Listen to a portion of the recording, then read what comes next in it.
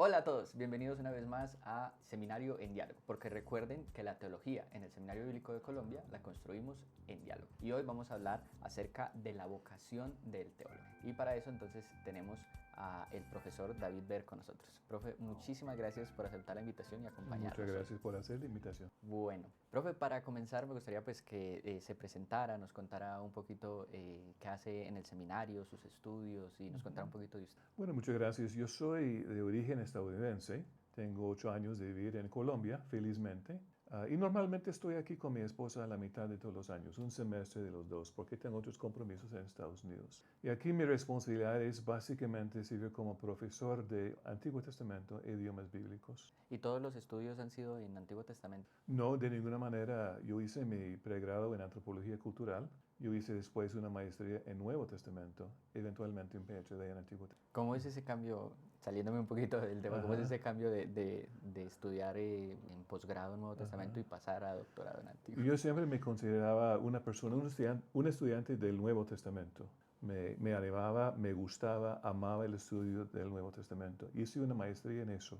Y en el momento cuando me tocó pasar a vivir en Costa Rica, una semana antes de abordar un avión con 2 infantes y mi esposa, me llamaron desde el lugar donde iba a dictar cursos como profesor del Nuevo Testamento, así pensaba. Me dijeron, oh David, tenemos que hacer un cambio. Vas a ser nuestro profe de Antiguo Testamento. Entonces, en un instante me tocó cambiar. Muy interesante. ¿Y allí aprendiste el español o aprendiste el español antes de viajar? Aprendí el español básicamente mediante una experiencia que yo tuve mientras todavía estaba en la universidad y me tocó ir a vivir en Costa Rica, en un rincón muy marginado de Costa Rica donde la gente estaba indígena o era indígena básicamente. Y yo caí ahí para vivir 6 meses con casi ni una palabra de español. Pero para sobrevivir, pues uno tuvo que aprender todos los días para dormir, para poder hacer las cosas. Entonces, paulatinamente yo iba aprendiendo. Pero yo sé que yo, pues, hice mucha injusticia para esas primeras generaciones de estudiantes en Costa Rica, pues les tocó entender el español de este gringo que hablaba muy mal y que todavía habla mal a veces. No, yo considero que tiene Muchas muy gracias. buen español y Muchas muy buen gracias. acento. Es Bueno, fácil de gracias. entender. Y además, como también he estado en clase, es súper Bueno. sencillo Mm. de entender, muy fácil. Bueno, pensando entonces un poquitico en el tema que nos reúne hoy, la vocación del teólogo, me gustaría que nos ayudara primero a definir cómo es o cómo definiría usted la vocación de un Ujú. teólogo y más pensando en nuestro tiempo actual. Sí. Sí, la pregunta es interesante. Yo considero que un teólogo vive en dos mundos. Él vive o ella vive primero en el mundo del estudio de Dios, porque eso es lo que un teólogo hace. Él estudia básicamente las cosas de Dios, las cosas que tienen que ver con la revelación de Dios. Y él es ciudadano de ese mundo. Pero por otro lado, si él va a valer la pena como teólogo, él tiene que vivir en el momento histórico, en el momento actual también. Y en realidad cuando él o cuando ella hace esas dos cosas, descubre que realmente es un solo mundo. Es como ser ciudadano del mundo, del estudio de Dios y cruzar esa frontera constantemente, a veces diariamente, a lo que es el mundo del momento actual que estamos viviendo acá en Colombia en el año 2025, perdón. Y después, una vez más, cruzar esa frontera y volverse ciudadano de los dos lugares, de las dos patrias, por decirlo así. Es como casi tener un pie en un lugar Sí, y tener el pie en el sí. otro. Y vivir a veces con la tensión que eso causa, pero también la alegría que eso aporta a la vida de uno. Ujú. ¿Y cómo definiría vocación? ¿Qué es la vocación para un teólogo? Ujú. ¿Cómo se llega a tener una vocación Bueno, como teólogo? no anticipaba esa pregunta, pero vocación viene de latín que significa llamar, entonces es un llamado, básicamente, la vocación. Y yo pienso que en el caso mío, yo pensaba que tenía vocación de antropólogo, pero por esas experiencias de la vida, como que la providencia, me iba atrayendo y trayendo a una vocación un poco distinta, un poco diferente, donde me he realizado ya por bastantes décadas. Pero lo veo como un llamado, lo veo como algo que Dios hace, que Dios casi impone sobre el vida de uno y uno procura obedecer. ¿Y usted ejerció como antropólogo? ¿Cuánto tiempo pasó más o menos después de estudiar antropología llegar a estudiar Bueno, Nuevo yo estaba Testamento? todavía cursando antropología cuando por esas experiencias en Costa Rica y otras experiencias en la iglesia donde yo participaba, me di cuenta de que Dios me había dado una cierta satisfacción profunda, una cierta alegría cuando ministraba la palabra de Dios. Entonces yo nunca renuncié de ninguna manera el valor de las ciencias sociales, pero yo me sentía inevitablemente atraído a una carrera que era distinta y eso me condujo a hacer una maestría en un seminario cristiano. Profundizando un poquito en esto de la vocación, ¿cuál cree que sería la diferencia entre, como lo definimos, un llamado al ministerio, a pastorear, a ayudar en la iglesia y un llamado a estudiar teología? Yo no pienso que existan como cajas muy rígidas donde o uno es pastor, o uno es ministro, o uno es plomero o carpintero, o uno es teólogo. Yo pienso que a veces respiramos aires distintas y somos una combinación de diferentes impulsos y dones que el Señor ha dado. En realidad yo soy un profesor de Antiguo Testamento, yo soy un académico. Pero en realidad yo soy pastor antes que todo eso. Yo pienso que el don más fundamental que Dios me ha dado y me ha pedido que pues sea mayordomo de ese don es el pastor. Y después por esas cosas de la vida yo ejerzo ese llamado pastoral básicamente en círculos, en ambientes, en entornos académicos. Entonces yo pienso que cuando hablamos de que uno es teólogo, uno es pastor, estamos haciendo una cierta generalización, porque en realidad la vida es más compleja, es más matizada, a veces más mixta que eso quizás sugiere. Bueno, yo voy a aprovechar para contar que yo experimenté el tener un profe que es académico y un muy buen académico y que también tenía un corazón pastoral. El año pasado cuando estuvimos en la clase de Hebreo 3, yo pude sentir pues todo el conocimiento que tiene Hebreo, aprovechar, aprender muchísimo, pero también yo pude sentir a un profe que estaba preocupado por cómo nos sentíamos con respecto a las exigencias, cómo estábamos, un profe que nos estaba acompañando y sí, como lo decía ahorita, es difícil separar esas dos. Bueno, muchas gracias por esas palabras. En el estudio de los idiomas bíblicos en particular, uno tiene que ser pastor porque es un reto gigantesco y casi cualquier estudiante que entra al inicio piensa que es capaz de hacerlo y después dentro de 4, 5, 6 semanas ahora está convencido de que no puede. Entonces uno tiene que acompañar, uno tiene que animar, uno tiene que a veces salir y dejar a los otros 99 y ir en busca de uno que ya pareciera que está abandonando el reto. Entonces, si tú percibiste algo de eso, pues gracias a Dios por eso. Y me encanta porque yo considero que es muy importante eso. La academia es muy importante, el aprendizaje, todo lo que sabemos, pero también ese acompañamiento pastoral, ¿cierto? No podemos dejar de ser lo uno o lo otro, como ponernos unas máscaras en unos momentos. Yo creo lo mismo, sí. Bueno, y profe, ¿qué elementos considera que son importantes, casi inamovibles en la vocación del teólogo para uno estar seguro que tiene ese llamado? Uno dice, bueno, estos elementos son importantes. Bueno, primero hay teólogos buenos y hay teólogos malos. Y hay teólogos que creen y hay teólogos que no, que son científicos, humanísticos, ¿verdad? Pero no necesariamente creen que están tocando revelación divina. Entonces hay teólogos de toda índole. Yo pienso que fundamental para ser un teólogo que vale la pena es la humildad. Uno tiene que saber que uno tiene el inmenso privilegio de trabajar con cosas que son más grandes que uno, más importantes que uno, más duraderos que uno. Entonces uno tiene que entrar con esa postura de humildad, sabiendo que, por ejemplo, en el caso mío, como soy exégeta, soy biblista, yo trato de recordar constantemente que yo no soy el señor de ese texto, yo soy el siervo de ese texto. Yo no soy el amo, el dueño del texto, soy el siervo de ese texto. Entonces yo pienso que uno tiene que trabajar con humildad. Pienso también que uno tiene que tener, para ser un teólogo que vale la pena, uno tiene que tener hambre y sed de la realidad, de la verdad. Pero yo prefiero hablar de la realidad. Uno tiene que tener una cierta perseverancia, un cierto apetito, un cierto acercamiento riguroso cotidianamente a las cosas de Dios, porque es trabajo duro. trabajamos largas horas. Aquí en Fusca trabajamos largas horas porque estamos tocando vidas con lo que decimos o lo que no decimos. Entonces uno tiene que tener esa hambre y sed de la realidad. Y pienso que uno tiene que tener valentía. Una de las cosas que es un poco complicado para un teólogo es que los amigos, los cofeligreses, si puedo usar esa palabra, las personas con las que convivimos no nos comprenden, no nos entienden perfectamente. Porque, por ejemplo, en caso particular, en caso personal, cuando yo estoy escuchando un sermón, yo estoy inevitablemente, porque no soy capaz de hacer otra cosa, analizando, evaluando, diciendo, bueno, sí, pero no tanto, ¿verdad? Y la gente que no es teóloga, la gente que no son teólogos, normalmente no se dan cuenta de esa realidad y no nos comprenden. Y no podemos exigir que nos comprendan. Entonces uno tiene que tener la valentía de realizar un cierto elemento solitario en su vocación. No solitario en el sentido de que se aísle, sino solitario en el sentido de que él sabe que Dios le ha pedido uno que otros no se los ha pedido.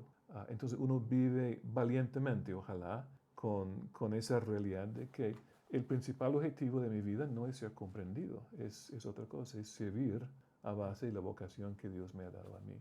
Y ahí debe valerse uno mucho de la humildad, que fue el primer aspecto que Correcto, mencionaste. correcto.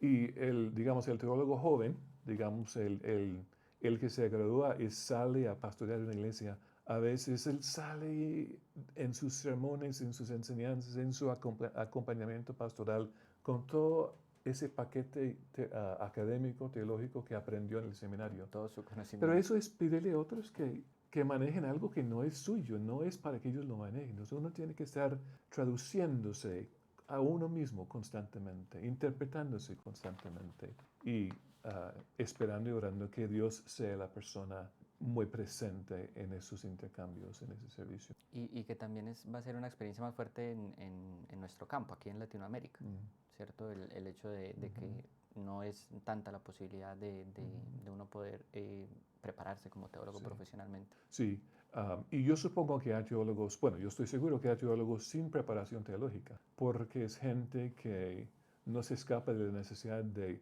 reflexionar sobre cosas importantes. No todo el mundo es así, pero hay teólogos con ese llamado de estar filtrando, de estar evaluando, y pienso que esa vocación es más importante que la vocación académica de un teólogo. Profe, ¿cómo logra un teólogo equilibrar su trabajo académico Ah, con el servicio a la iglesia? ah, Hemos conversado un poquito, pero ah. algunos consejos. ¿Cómo hacemos para equilibrar Mm, ambas cosas? Bueno, amigos, si me permites, yo voy a descartar la palabra equilibrar y buscar otra que quizás sirva mejor, porque para mí no es cuestión de buscar un balance, de buscar un equilibrio.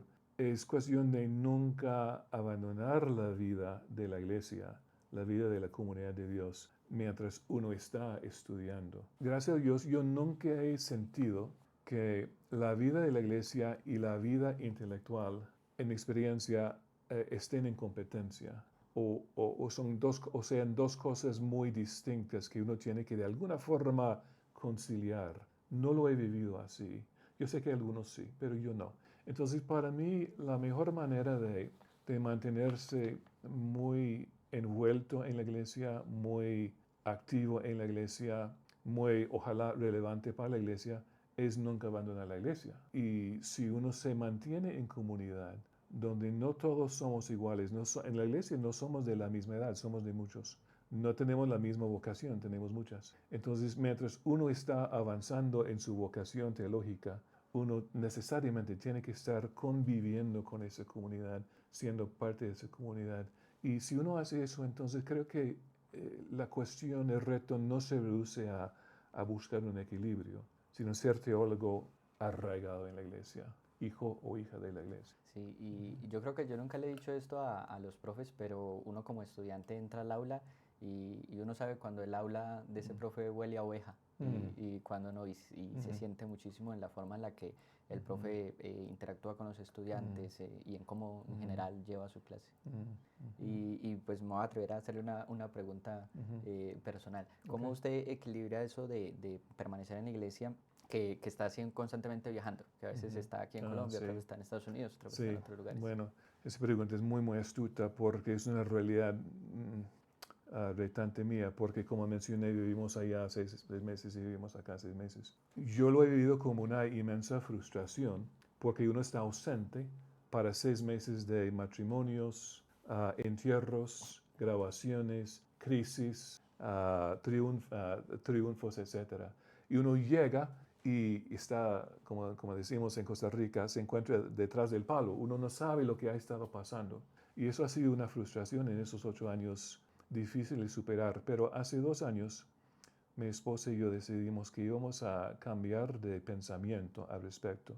Íbamos a vivir bajo el concepto de abundancia. Normalmente uno tiene una iglesia, nosotros tenemos dos, muy distintas, muy diferentes. Una en San Cristóbal, acá de Antioquia, muy colombiana, un poco rural, no tanto, pero un poco rural, y otra que es muy norteamericana, muy de ciudad. Tenemos dos hogares, una casa ahí donde vivimos, un apartamento aquí en Fusbc donde vivimos. Tenemos dos juegos de amigos y de compañeros. Entonces, tratar de convertir el desafío en una experiencia de abundancia. Dios nos ha bendecido con dos comunidades, casi puedo afirmar que dos patrias, dos idiomas, dos iglesias, y estamos pues experimentando con esa forma de conciliar dos realidades en que Dios nos ha llamado a vivir simultáneamente. Muchísimas gracias, profe, por Con todo el compartir eso. gusto.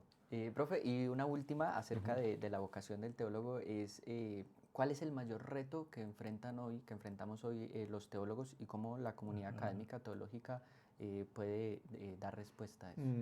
Sí, yo pienso... Perdón, profe, especialmente pensando en nuestros estudiantes, ¿cierto? Aquí en la FUSBC, ¿cuáles son los mayores retos que ellos como teólogos van a estar enfrentando o van a enfrentar? Somos una institución evangélica, somos una comunidad, mejor dicho, evangélica. Y eso tiene muchas implicaciones, pero una implicación muy fuerte, presente en cada momento, es que nuestra base para todo lo que hacemos es un libro que ha existido por 2000 años y más. Entonces, en ese sentido, somos personas que preservamos, que conservamos, que formamos vida a base de un documento. Más que un documento, porque el Espíritu Santo está ahí, digamos, como su intérprete, su agente, pero es un documento. Entonces, para mí, y pienso que para nuestros estudiantes acá, un reto que nunca podemos evadir es amar lo recibido, los descubrimientos de nuestro pasado, los valores de nuestro pasado, todo lo que se nos ha legado, amar eso, el discurso que se nos ha legado, los credos que se nos han legado, amar todo ese paquete de tradición espiritual, pero mantenernos abiertos a las discusiones, las necesidades, las crisis, las inquietudes de nuestro momento. No encerrarnos en lo precioso que nos enseñaron, sino a base de la forma en que todo ese paquete de tradición nos nutre, pues darnos a la tarea de seguir en nuestro momento, que no es el momento de los puritanos, no es el momento de la iglesia primitiva, es nuestro momento. Y para mí ese reto de, pues una vez más, vivir en dos mundos es quizás uno de los principales retos del teólogo y del estudiante de la teología. ¿Y cómo lo podemos ayudar a subsanar esa distancia que a veces se crea? ¿Cómo podemos afrontar este reto como teólogo? Vivir orando, vivir recitando, vivir memorizando y vivir tocando vidas actuales a la vez. Entonces, en esa mezcla, me parece a mí, en esa mezcla de legado bíblico y legado espiritual y las necesidades del prójimo, del hijo, de la hija, del papá, de la esposa, ahí es donde el espíritu como que hace sentido de todo y nos libera de arbitrariedades y falsos opuestos, si puedo expresarlo de esa manera. Profe, yo creo que finalmente como resumen me gustaría que pensara en alguien que nos está viendo, nos está escuchando y está luchando con, ¿será que esta sí es mi vocación? ¿Será que Dios sí me está llamando a ser un teólogo? ¿Qué consejo le daría? ¿Qué le diría? Ven a ver, matricúlate a ver, porque lo que hacemos acá es vibrante, lo que hacemos es interesante. Yo pienso que Yo no puedo recordar la última vez que yo estuviese aburrido, porque la vida es interesante, la vida con Dios, la vida estudiada, por decirlo así, es interesante. Y lo que hacemos acá en comunidad es algo, yo no lo sacrificaría para nada. Entonces ven a ver lo que es hacerse teólogo. Y cuando yo fui estudiante del pregrado teníamos un eslogan que decía venir a la FUSBES era una vivencia única. Una vivencia única, recuerdo sí, ese eslogan que fue mucho más que un eslogan. Y eso es lo que yo he experimentado acá. Y que fue y sigue siendo para nosotros, sigue siendo una vivencia única. Sigue siendo una vivencia única, claro que sí. Profe, muchísimas gracias por su tiempo, por compartir este espacio con nosotros y espero que para las personas que nos escuchan, al igual que lo fue para mí, sea de mucha bendición. Gracias por la oportunidad. Y ustedes nos vemos entonces en un próximo episodio de Seminario en Diálogo, porque recuerden que en el Seminario Bíblico de Colombia la teología la construimos en diálogo. Hasta una próxima ocasión.